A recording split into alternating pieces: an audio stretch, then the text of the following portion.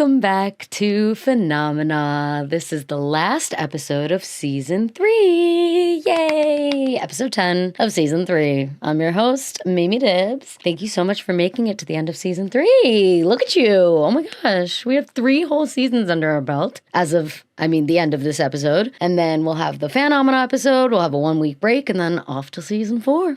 Keep on trucking. I'm so glad that you made it back. Also, look at my little space buns. I forced them to be in front of my headphones. So if you see me messing with them, that's why. Beauty is pain. Anyway, today's episode is about sirens. And I don't mean like the ambulance sirens. I mean like sirens, like the evil versions of mermaids. You know what I mean? You have like mermaids, like they're cutesy and fun and like the Little Mermaid. And like you think of the mermaids in like Peter Pan and they're like cute. And then sirens are like the fishy and scaly ones. And like they're the ones in the old folkloric tales of fishermen being, lured to their deaths, to their demise or whatever. Not a man blaming a woman for his demise. Tales old as time. Today's amazing episode is written by our co-producer, Jodell. Thank you so much, Jodell. Oh, I'm so excited. I know Jodell was excited for me to read it, so now I'm super pumped to read it. Let's dive right in. Whether it's the Supremes, Spice Girls, Destiny's Child, Blackpink, TLC, XG, or Little Mix, the world loves an iconic girl group. True, facts. But what if I told you our love for girl groups started long before making the band or X Factor? Ooh, I love this already. I feel like people like groups in general. Boy bands, girl bands, boy and girl bands, groups singing. Always a hit, I feel like. You can't go wrong. Let's rewind to ancient Greece, where no other girlies were doing it like the Sirens. Oh, I didn't even realize this was ancient Greece. Oh, I'm so pumped. I'm excited to learn even more about this, because I don't know that I know that much about Sirens. They weren't your average pop divas. They didn't fill amphitheaters or entertain crowds. Instead, they used their enchanting voices and sickening looks, Lewks, looks, to lure sailors to death on rocky isles. Well, who knows? Maybe the sailors deserved it. I don't know.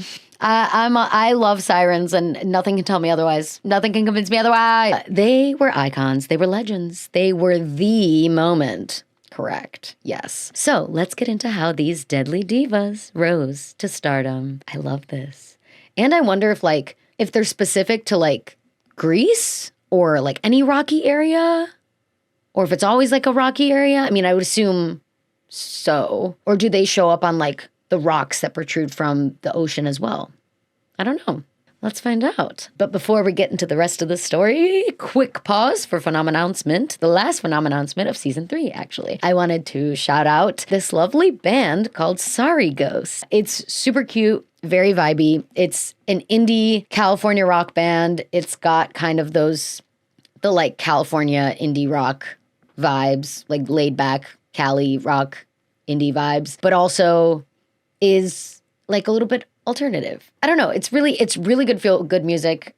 You can pop any of their songs. My personal favorite song is Small Time Fish, Big Time Pond. Some of their other songs are just one word. So that one is just kind of a long title, but it's one of my favorites. So check it out. And the way we actually found out about them is Sean, one of the band members, was our server at True Foods when John and I went not too long ago. It was right after we moved in to our new place. And we just got to talking, and then he mentioned that he had a band, and we were like, oh my God, so sick. And then we heard their music, and we were like, wow, this is amazing. So yay, Phenomannouncement. Thanks, Sean. Also, one of my friends, I forgot to mention this last week, but one of my friends, Jacob, he helped to overlay on the intro, on the new Phenomena intro. So I had my friend Tyler animate it so that it comes out all cool and glowy. And then my friend Jacob, JH Create on Instagram, created the kind of TV effect and the staticky effect. So huge shout out to him. Thank you so much. Thank you to both of you guys for making the intro so much cooler. Intro and outro, actually. And he also helped with overlaying that same kind of staticky vintage TV look to the Phenomena Seance intro, which literally is just going to have the audio, the regular audio, but backwards. So anyway, yeah, stay tuned for the end where I talk about Phenomena Seance. But back to the story. without further ado, let's get back into Sirens. Wee, wee, wee, wee, wee, wee, wee, wee, wee. Make a say. Anyway, let's get into the lore. In Greek mythology, the sirens were typically depicted as half woman, half bird. Ooh. Interesting twist. But their exact appearance, they changed depending on the account. Maybe they're like shapeshifters as well, perhaps. I don't know. Maybe they have more than just like the typical mermaid. Like, we think of mermaid, and I feel like that's just like very one-dimensional, but sirens are multidimensional beings. And while they're usually described as female, some stories mention the possibility of male sirens or even demons with similar traits. Ooh, yeah, okay. Again, with the whole like shape-shifting possibility. But their reputation has lasted for centuries, but their origins and portrayals shifted across different authors and time periods. So let's look at some of the most iconic versions of the sirens throughout history. Yay! First up, Homer's Odyssey, 8th century BCE. Ooh, yeah, we're getting really into the Greek mythology of it all. I love Greek mythology, and every time I read about Greek mythology or like listen to a story about it or anything, I'm like, okay, I'm gonna remember this. Like, this is super cool, and I like it, and I'm gonna remember it. And then like 4 minutes later, I'm like, wait, who's Hera again? And then, so you know what I mean? Like, I already have a really bad memory, and having to remember all of these like Greek names and Greek mythology is like, I don't know. Someone help. Does anyone have like a way to remember, what is it? What's the word for that? Mnemonic code? Mnemonic device? Is that the word? I don't know. But yeah, if you know of a way to figure out how to remember all of the different names in Greek mythology, let me know. So first up, Homer's Odyssey. The most famous siren story comes from Homer's epic poem, The Sorceress. Circe warns Odysseus about the siren's deadly song. Okay, yes. Okay, I listened to this one podcast, and I'll put it up on the screen. I don't fully remember what it's called right now, but let's talk about myths, baby. Yes, that's the podcast by Liv Albert. I really like it, and it's like, let's talk about myths, baby. Let's talk about you and me. Anyway, she went through the whole like Homer's Odyssey. So I vaguely remember this story, but again, I didn't remember the sorceress's name was Circe. So that makes sense. That just reminds me of Game of Thrones. So that's where Circe warns Odysseus about the siren's deadly song. To survive, he plugs his crew's ears with beeswax and has himself tied to the mast. That way, he hears their voices without steering into disaster. Does someone need to hear the voices? On ships, there's usually like a siren depicted in the front of the ship. You know? How it's usually like she's at the front? You know what I'm talking about? I don't know. Honestly, if you imagine their voices sounded anything like Beyonce's Dubai performance, we can't say we wouldn't be tempted.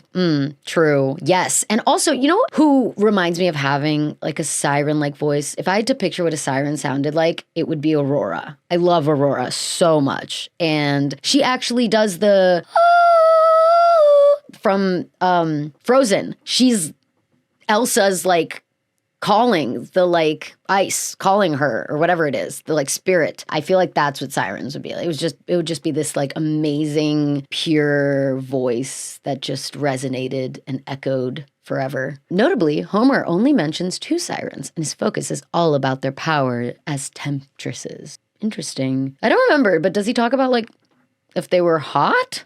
Like temptresses, like because they were hot? Or beautiful? Or was it just their voices? I don't know. Interesting.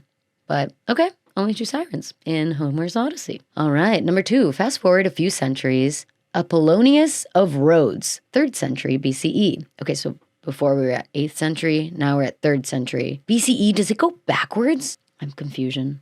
This myth features the sirens and a group of heroes called Argonauts. These heroes were on a quest to find the Golden Fleece, a magical ram's fleece that was a divine relic of Zeus. And among the group included the famous musician Orpheus. Orpheus? Like Orpheus? That's what that reminds me of. But okay, famous musician. Let's hear it. When the Argonauts sailed near the Sirens' island, it is said that Orpheus sang at the top of his lungs and played his lyre so beautifully that he completely drowned out their irresistible song, saving the crew from certain doom. Wait, I just imagine them having like a sing-off. Or just like there being a bunch of people singing different tunes. I feel like that would just be overwhelming more than anything, but I guess he was able to drown out the sirens, so that's good. The sirens were said to die if anyone survived their song. So when Odysseus passes unharmed, the sirens were disheartened and threw themselves into the sea. Oh, wow. Okay. That kind of makes me think like, well, it's a self-preservation thing then. Like, if they're going to throw themselves into the sea or die if nobody stops, then it's kind of like, it's either you or me, babes. You know what I mean? So I don't blame them. I don't blame sirens. I like sirens. I would probably 100% go for their song. Are you kidding me? Ugh, I'd be a goner, just like fairies. Sirens, take me. In this story, Apollonius describes the sirens as part woman, part bird, born to the river god Achelous and the muse Terpsichore. Oh my gosh, these names. He also notes they were once handmaidens of Persephone, goddess of spring and queen of the underworld. More on her soon. Oh yay, Persephone's my favorite Greek goddess, actually. Fun fact. There's a whole like webtoon comic called Lore Olympus, I think is what it's called. And it's all about Persephone and Hades and their like whole love story and how it's, I don't know, there's like Apollo's in it and Hera's in it and a bunch of other Greek notable figures are in it, but it's mainly about Persephone and she's cool. I like her. And she brings about the spring, but then she's also queen of the underworld. I feel like it's me. I feel like it, like I resonate with the like, yay, spring, but then also underworld, you know, duality. I love it. Number 3, jumping ahead to Roman times. Ovid, 1st century BCE, 1st century CE. Oh. The Roman poet Ovid tells the tragic tale of Persephone, daughter of Demeter, goddess of the harvest, aka Mother Nature, and Zeus, king of the gods. She is abducted while picking flowers with her companions by none other than her uncle, Hades. Oh no, it's her uncle? Oh, I did not realize that. Well, am I surprised? It's Greek mythology. God of the underworld. He lured her with the most beautiful flowers she'd ever seen, and he swept her away in his chariot. That's interesting that, like, he just, like, lured her with flowers, because, like, as the mother of, like, as Mother Nature, basically, I would assume she could, like, create the most beautiful flowers ever, so, like, anyone else's flowers probably couldn't even compare. Maybe Hades was, like, watching which flowers she gravitated toward? I don't know. I can't speak for Hades. Demeter, distraught, sends the sirens to find Persephone. When they fail, she curses them, turning them into the bird woman creatures we know now. Are sirens bird women, then? I thought they were mermaids. Now I'm confused. I need to look up a photo. Because, what? It's bird? It's a bird woman? How? Does she have wings? I'm confused. Demeter's grief kills the crops and freezes the earth, forcing Zeus to step in. But underworld rules, anyone who eats there can't leave. Persephone ate pomegranate seeds. Oh, interesting. I knew Persephone was always kind of like, she was always like known for pomegranates, but I didn't know why. So I guess this makes sense. She ate some pomegranate seeds. The girl was hungry. She was having a little girl dinner. And now she can't leave the underworld. Damn. Happens to the best of us. With life on Earth at stake, Zeus compromises. Demeter and Hades each get her for 6 months, creating winter and spring. That's crazy. But like no one asked what Persephone wanted. They were just like, well, Persephone's mom wants her on Earth, and then Hades wants her in the underworld, so she can do half and half. But I guess that is a good way to explain why the crops die for the winter and then come back in the spring. Interesting. Cool. Okay, so on to number 4. A few centuries later, Pausanias, 2nd century CE. Greek geographer Pausanias recounts a myth linking the sirens to the Muses, the goddesses who inspire art and music. Oh yeah, ooh. I'm pretty sure the Muses were the ones that were singing in the beginning of Hercules, right? If I'm not mistaken, I feel like they are totally the ones that were like harmonizing. They're a dynamic, not even a duo, a trio. They have an incredible voice, so love them. Do they do weddings? Because they're amazing. In this story, the sirens persuaded by Hera, queen of the gods. Oh yeah, okay, Hera is Zeus's wife, so she's the queen of the gods. So I'm always like, who the hell is Hera? Challenge the Muses to a musical concert. Okay, so the sirens challenge the Muses to a musical concert? Unsurprisingly, they lose. Ooh, okay, wow. So the Muses were like put the sirens in their place. The sirens were like, no, guys, we got this. Let's challenge the Muses and we're gonna win. And then the Muses were like, girl, step back. Wow, I'd love to see that battle. Oh my God, I love that. that they should make a movie about that. What? Greek mythology has so much content that could be repurposed in so many awesome ways that I'm sure has already been repurposed in so many awesome ways, like in movies and stuff. But like, I feel like they could totally make these into their own movies. Disney, hello, or DreamWorks or someone, any independent animator, get on that. Come on, you're sitting on a mountain of content. As punishment for their arrogance, the Muses pluck out the Sirens' feathers and fashion them into crowns, symbols of the Muses' victory. Defeated and humiliated, the Sirens retreat to the island of Anthemoessa.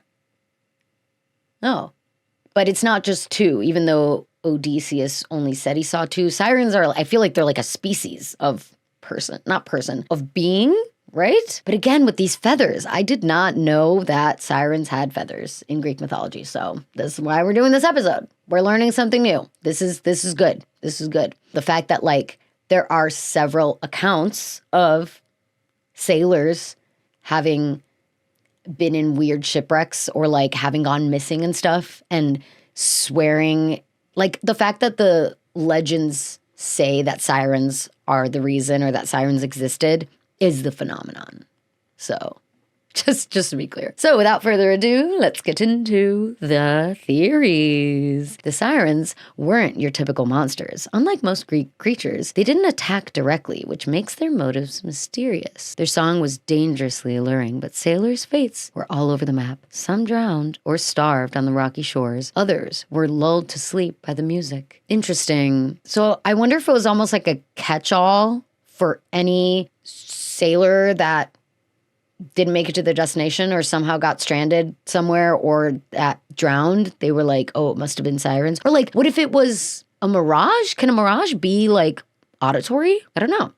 Interesting. So what were the sirens really? Here are the top 3 theories. Teachers of forbidden knowledge. Some stories portray the sirens not as temptresses, but as dangerous teachers.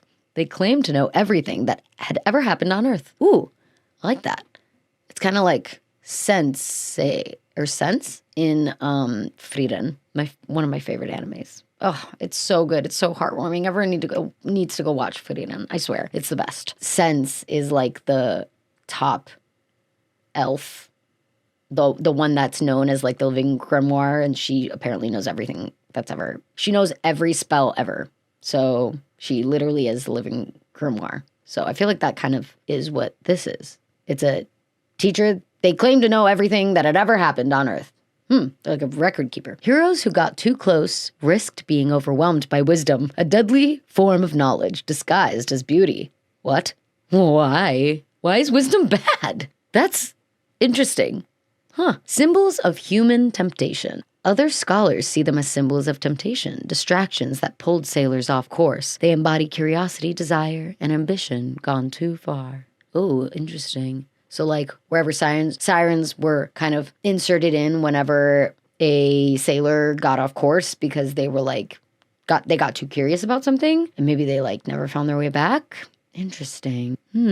So like curiosity personified, basically. And then lastly, inspired by nature. Some myths may have been inspired by real hazards, jagged coastlines, treacherous currents, and eerie hypnotic bird calls. In this sense, the song was a poetic warning about the deadly allure of nature itself. See, I feel like this paired with like if a sailor was like starving, right? Or like stranded somewhere because they were in a shipwreck or something, and then they started to like hear bird calls or like the sounds of nature started to sound melodic. Maybe that's how they were like, and I swear there were sirens there, or like a siren is what, lured me off my course. And then like if they swear that they kept hearing sirens, then it was maybe just like the different bird calls. I don't know. I'm really interested to see this whole bird thing because are they like aquatic birds? Do they have anything to do with the ocean? I thought they were mermaids. Anyway, I guess they're bird women. In closing, what do you think? Were the sirens real creatures luring sailors to their deaths? Wise teachers disguised in feathers and song? Or just a poetic way to explain the dangers of the sea?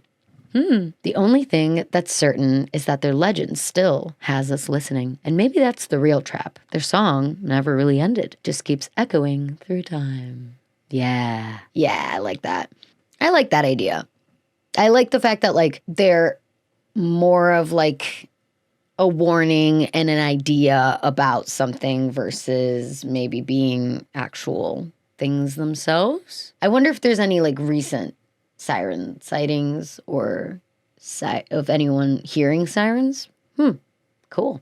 If you have any fun lore or a personal story or a personal experience or any personal legends passed down through the centuries about sirens, definitely let us know. If you do have a legend, email us at phenomena.cases@gmail.com. Seeing as this is the last episode of season 3, this is episode 10. Next week, we will be coming out with the Phenomena episode. So that is when we gather your personal stories and read them out loud. So that the Phenomena episode is all about what you guys have specifically either encountered or passed down through generations or just like have experienced that you can't really explain. And then also if you just want to connect with us about anything, feel free to email us. Also, quick reminder, Expedia. If you want to travel to Greece, Greece. Oh, I've never been to Greece. Yes. And take a guided audio tour to the river Styx. You could take an audio tour? Will it be all sung in siren song? Use our Expedia affiliate link at expedia.com/affiliates/phenomena/season 3 to book your next trip and embrace the beguiling ancient history that still stands today. Ooh,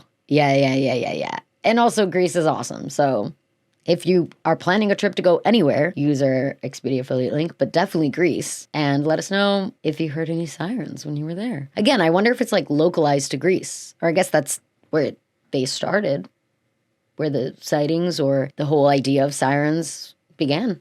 Awesome. As for this week's pokepic, the last pokepic of season 3, it's Meloetta. Meloetta! Oh, cute! Pokedex entry. Its melodies are sung with a special vocalization method that can control the feelings of those who hear it. Ooh, yeah. And I'm pretty sure she has green hair, and I think she has a little mic. Like, she is a pop diva queen. I love her. She is Britney Spears in her prime. She is like, she's got the classic, like, I love it. I didn't know she can control the feelings of the people who hear it, but that's very siren. That's definitely siren. Like, kind of manipulating people through song. Cool. Oh, I love Meloetta. That's awesome. Great pokepic. I like that. Agreed. As I mentioned before, feel free to email us at phenomena.cases@gmail.com. Sorry, I jumped the gun a little bit on that one, but it's fine. It's cool. We keep on going. We also have a Patreon. We have a free tier, a $2 tier, and a $5 tier. So feel free to support any way that you can by joining the free tier. You can join our Discord, which is pinned. The link to the Discord is pinned at the top of the Patreon. And on the free Patreon, I post the pokepic for each week, as well as my favorite GIF. And then for the paid tiers, $2 tier and $5 tier, we are coming out with some cool bonus episodes. So John and I made John film an episode with me because we got these like Pokemon cards. I think I mentioned this last week, but we got these Pokemon cards from this really awesome place called RWT Collective in Los Angeles, and Pokemon card packs. And so he was opening them in the studio. It's super fun. So that's going to be on Patreon first and then eventually on YouTube. And then we officially filmed our first episode of Phenomena Seance, which is a spin-off series where I talk to other creatives about phenomena, like their personal phenomena experiences, their favorite phenomena. It's a good time. Highly recommend.